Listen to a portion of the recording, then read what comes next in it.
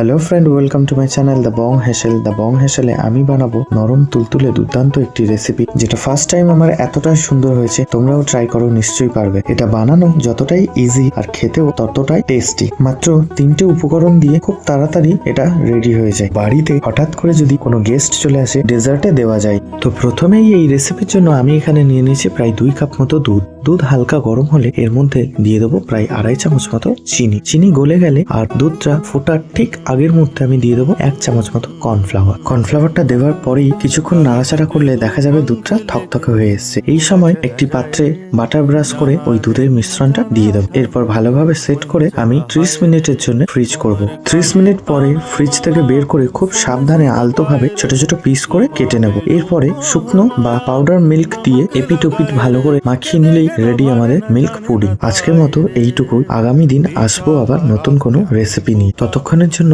বিদায় জানাই।